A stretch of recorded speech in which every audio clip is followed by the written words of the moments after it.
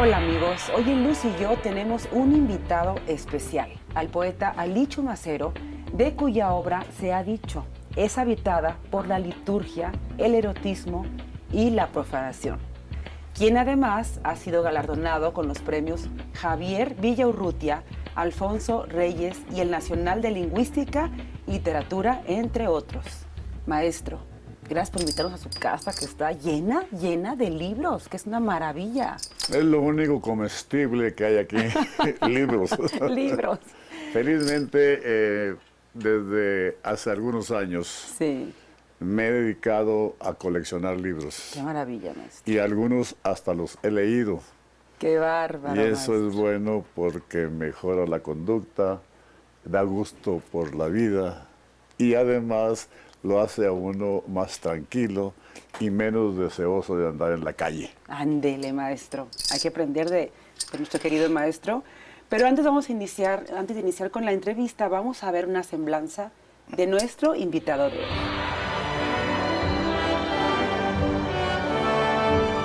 Alichu Macero, poeta mexicano nacido en Acaponeta, Nayarit, ha sido una de las figuras claves de la editorial del Fondo de Cultura Económica. Desde 1964 es miembro de la Academia Mexicana de la Lengua. Es autor de una obra breve y de construcción deslumbrante. Sus poemas son estructuras logradas después de muchas destilaciones y las imágenes y desplazamientos conceptuales son de una dureza y una precisión inmaculadas. Usted nació en Acaponeta, Nayarit. ¿Qué recuerdos tiene de su infancia, de su familia? Platíquenos. El lugar en que uno nace es algo que se le pega a uno como con chicle, que no se aparta para nada. No. Y continúa siendo parte integrante de la personalidad. Yo sigo siendo un hombre costeño, nacido en un pueblo a la orilla casi del mar y con el habla cortada, rápida, del hombre que, cercano a las olas marinas, tiene un juego de palabras constante, una manera de ver el mundo diferente a como es el hombre de más acá, de la orilla del mar. Muy joven me fui a Guadalajara, Sí, maestro. la ciudad más hermosa del mundo. Ándele. Y en Guadalajara aprendí a hablar, quizá de manera diferente, pero sin olvidar nunca el acento de mi pueblo. Yo sigo hablando como costeño y sigo siendo un hombre totalmente entregado en vida, palabra y obra al pensamiento, al sentimiento y a las razones del hombre de la costa.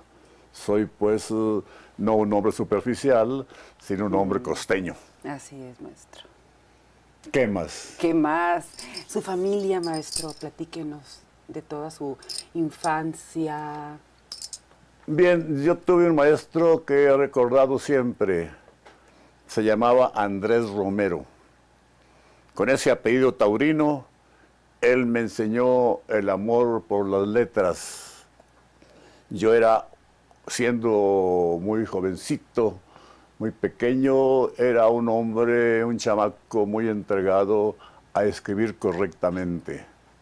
Supe ortografía a la edad de 9 o 10 años, que me la enseñó Andrés Romero, Wow. hombre ilustre para mí, hombre capaz, hombre que a sus pocos estudios tenía enfrente una gran personalidad, un gran amor por la infancia y un gran estilo para hacer que el muchacho aprendiera a expresarse por escrito.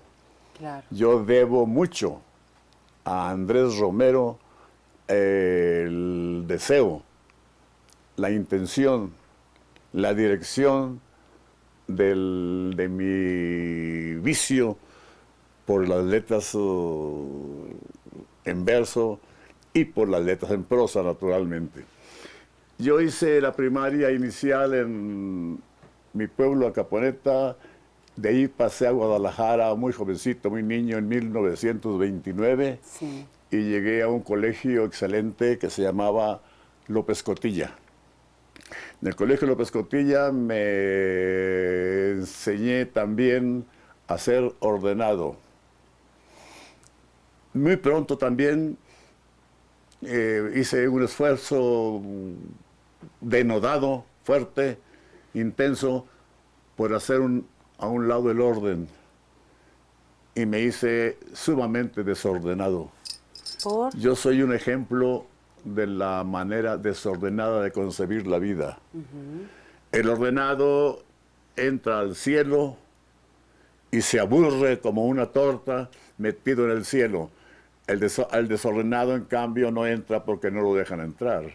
El desordenado es una persona que goza la vida, que la vive, que la toca, que la huele, que la oye, que la practica, que la habla. Y el desorden es, pues, no solo un vicio infantil, sino que debe ser siempre una manera de concebir el mundo y una manera de educarse en él, de jugar con él, de vivir en él, de estar en él, de enseñar a los demás a aguantarlo y de estar siempre, siempre, siempre en desorden con el orden establecido. No se trata de ser un delincuente, no. No se trata de ser una persona anticuada en cuanto al concepto de lo que es la verdad o la mentira. No, se trata de percibir algunos matices que generalmente la gente decente no adquiere nunca, no mira nunca, aunque siempre los obedece. ¿En qué momento, maestro, supo usted que iba a ser poeta? Bien, desde muy niño, desde 1931, digamos, 31, empecé a leer libros de niños, obviamente. Yo leía mucho a Salgari, yo leía mucho las novelitas pequeñas para pequeños, para jovencitos, y empecé a sentir que la imaginación podía ayudarlo a uno a tolerar a los semejantes, a ver que lo establecido pues puede ser un punto de arranque para mirar más allá de lo que ya le dan a uno, tanto en la escuela como en la casa, como en la calle, como en la iglesia, en todas partes, y tener un gusto por la vida que no se tiene normalmente cuando se obedecen las reglas generales de la conducta humana. El libro que yo leí mucho fue, desde un principio, la Biblia. Sí. Un libro que tiene mucho desorden y que tiene todos los temas, que tiene todo. Maestro, vamos a un corte comercial y al regresar continuaremos conversando con nuestro invitado de hoy, el poeta Alichu Macero, quien nos hablará de sus obras y de sus musas.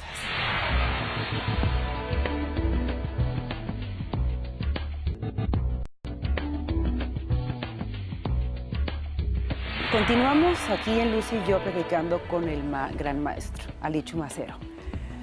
Maestro de maestros, platíquenos, ¿cómo podría definir su poesía? Bueno, la poesía es una expresión que tiene sobre todo dos cauces muy claros. La canción, que es el cauce más importante, y la reflexión, que es la profundidad, el pensamiento incrustado en la palabra. La poesía como canción tiene más éxito, Sí. justamente, porque debe ser canción, o por lo menos en gran parte debe ser canción. Y la otra poesía tiene menos lectores, aunque más sabios o más preparados o más cultos, vamos. Es la poesía del hombre culto. Hay que recordar, por ejemplo, poetas como García Lorca, que hace años estuvo muy leído en México, ahora un poco se ha olvidado. García Lorca es un poeta que tiene un libro que es el que siempre se recuerda, que es El romancero gitano. Es un libro que son canciones, son cantos, diríamos, llamémosles así, Sí. sin ser propiamente cantos, pero llamémosles así, en que habla de anécdotas, de cosas muy fáciles de distinguir.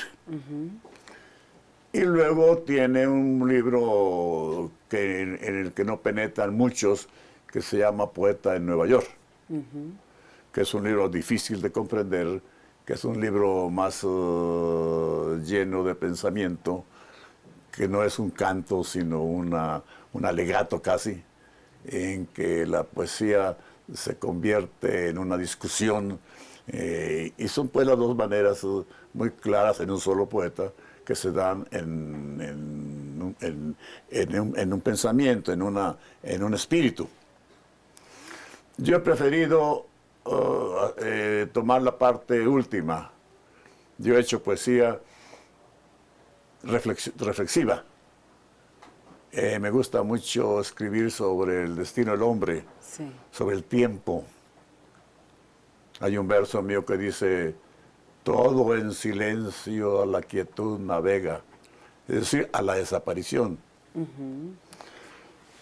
Mi principal poema, Sí. que se llama Responso del Peregrino, es un poema en que yo describo el paso del hombre por el mundo, desde el canto a la mujer, el amor a la mujer, que es lo crucial en el hombre, en los hijos, el mundo que uno comparte, y luego el post-mortem, la parte final en que ya se describe lo que no existe, lo muerto, Sí. después del valle de Josafat, después del juicio final.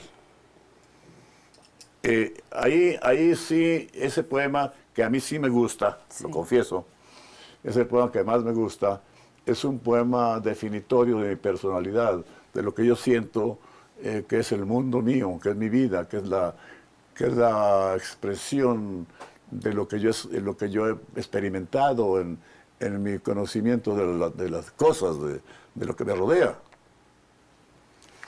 El lector no siempre entra en ese mundo, no siempre lo adivina, pero puede, por la belleza de la palabra, puede penetrar y tener conocimiento de ciertas imágenes pues que pueden ser bellas, y yo creo que lo son en algunos casos, y puede además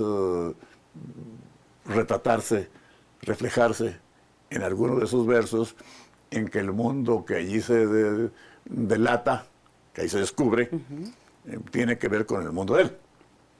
Bueno.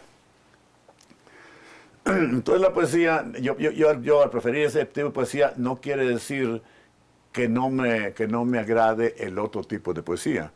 Porque poemas, incluso poemas como el poema de Amorosa Raíz, que es mi poema conocido entre la gente no profesional. Sí. El poema de Amorosa Raíz es un poema pues muy abstracto, a pesar de que lo que enumera es muy concreto. Pero de todas maneras es un poema de idea. Así que en mí domina sobre todo la poesía de ideas, más que la poesía descriptiva de belleza. Sí. La belleza surge de las ideas, ¿no? Y yo estoy encantado con eso. Yo prefiero ese tipo de poesía, sin que diga que no me gusta la otra poesía, es otra cosa. Claro. Sino que es una preferencia y es una práctica, además, personal, mía. ¿Quiénes son sus musas, maestro, para hacer todo esto? Mis musas han sido siempre mujeres. No paisajes, no objetos. Sí. Han sido siempre mujeres. Uno conoce una mujer y una mirada, una sonrisa, hace que el inconsciente se proyecte y empiece a convertirse en palabra. Ajá. Cuando se recuesta uno, cuando se queda sola, esa palabra surge. Sí. Entonces empieza uno a verla. Yo siempre veo claro al final la muerte, la desaparición. Pero de todas maneras canto la mirada y eso que ha suscitado, que ha hecho que la figura de la palabra exprese precisamente la emoción que dio ese objeto externo. Claro.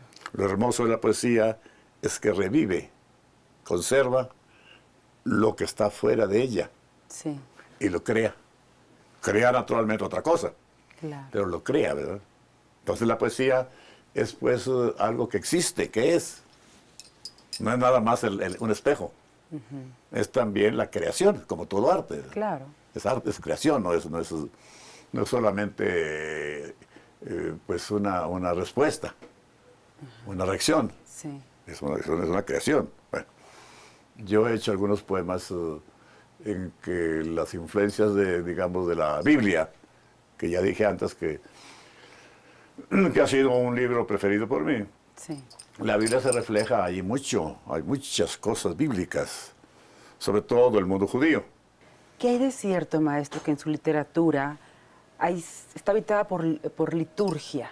Que hay cierta erotismo, profanación, todo eso. Esa idea de paz me parece absolutamente correcta. Hay un erotismo que no se expresa descaradamente, pero está en el impulso inicial, en el punto de arranque. Hay profanación. Hay, por ejemplo, en algún poema, hay el canto a la vanidad de la vida. Pero hay dentro del poeta el repudio al vanidad de vanidades. Hay un repudio que niega que la vanidad sea algo positivo. Vamos a un segundo corte y al regresar continuaremos conversando con el poeta y escritor Alichu Macero.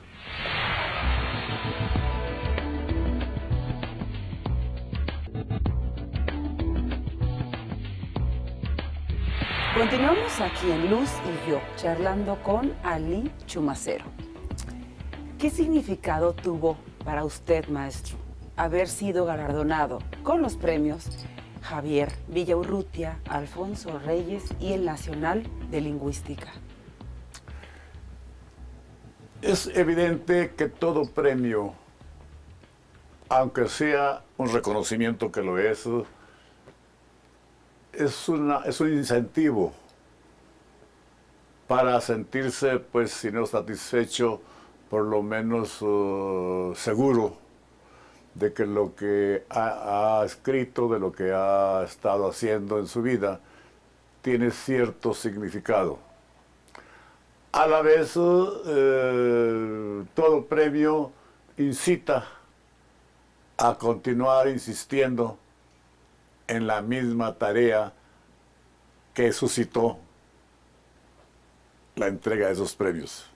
Es decir, a continuar escribiendo. Claro. Escribir es para algunos una virtud. Para los inteligentes es un vicio.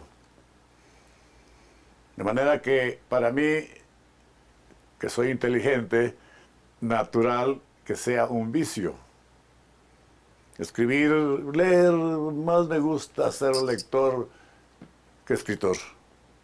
Yo he sido muy buen lector, continúo siendo semi-lector y terminaré leyendo siempre libros.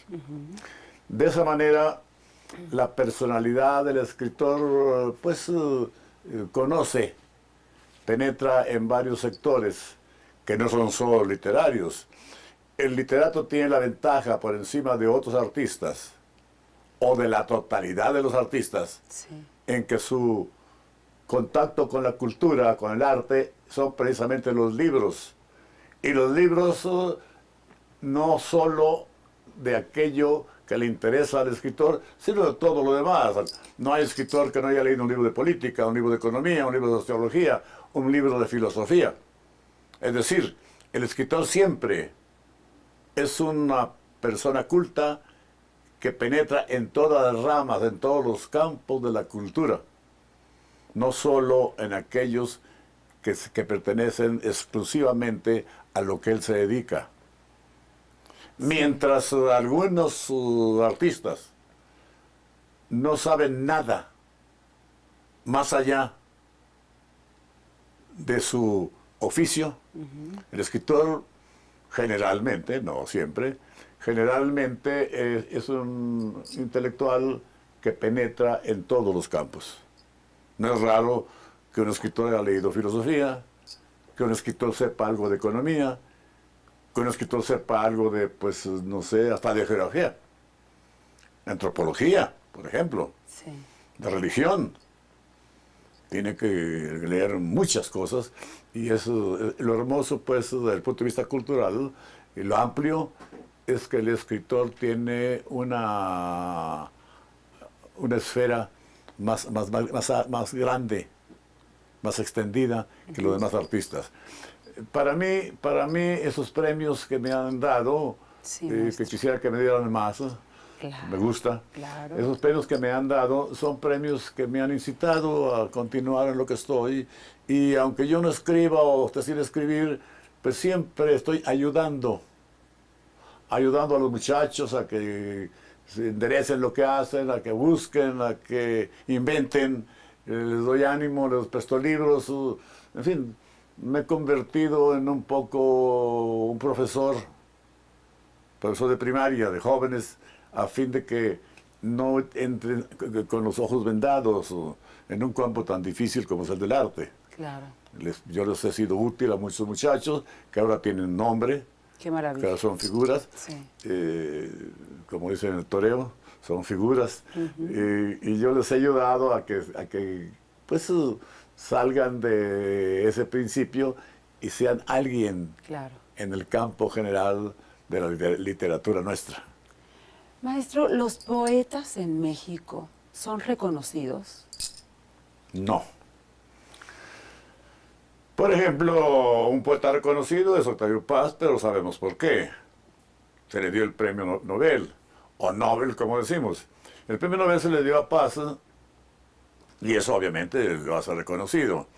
Se han hecho esfuerzos porque seamos pues leídos en España o en Argentina, y muy poca gente ha leído a los poetas mexicanos. Hay poetas, por ejemplo, poetas argentinos, Sí. que hemos leído porque Argentina tuvo un gran impulso editorial y nos mandaba libros. Finalmente, ¿qué mensaje les daría usted a los jóvenes poetas mexicanos, maestro? Bueno, primero que combatan la ignorancia. Es absolutamente necesario el poeta culto, el poeta enterado, el poeta que no descubra el mundo. El mundo lo descubrió Colón, por lo menos América, o por lo menos una parte de América. Que no lo descubra, que el que lea mucho, que tenga relación con los poetas de todo el mundo, Sí. de todas las épocas, y que escriba no solo porque se entusiasme, sino que sepa cómo manejar la palabra, la pluma, ¿verdad? Y cómo, pues, siendo un hombre culto. Claro. Yo no creo en el poeta inculto, no creo. Yo creo que el poeta debe ser un hombre enterado, no erudito, no me estoy refiriendo a eso, sino un hombre enterado, un hombre que sepa para qué son los libros, que tenga siquiera 500 libros, 300 libros. Tan siquiera. Sí, unos cuantos que le gusten, pero que sea un lector, ¿no? El escritor debe ser además un lector. No me refiero, repito, que sea un erudito, un conocedor, no. Pero sí que sepa que en su oficio que sepa de qué se trata, qué es lo que está haciendo. Claro. Lo mismo en la historia de la poesía. como en la estructura de la poesía. Que sepa qué es un soneto, qué es una décima, qué es una octava, qué es una elegía. Sí. Todo eso. Entonces, y no solo que sepa que Romeo y su nieta los hizo Shakespeare. Sí. Maestro, sin duda, hoy en Lucy y yo hemos tenido la oportunidad de conocer la vida, obra y pensamiento de uno de los poetas contemporáneos más destacados de México, Alichu Macero. Le agradecemos enormemente sus palabras, maestro. El agradecido soy yo. ¡Qué lindo! Y a ustedes los espero la próxima semana en otra emisión más de Lucy y yo. Hasta pronto. ¡Ay, maestro! ¡Qué bonito!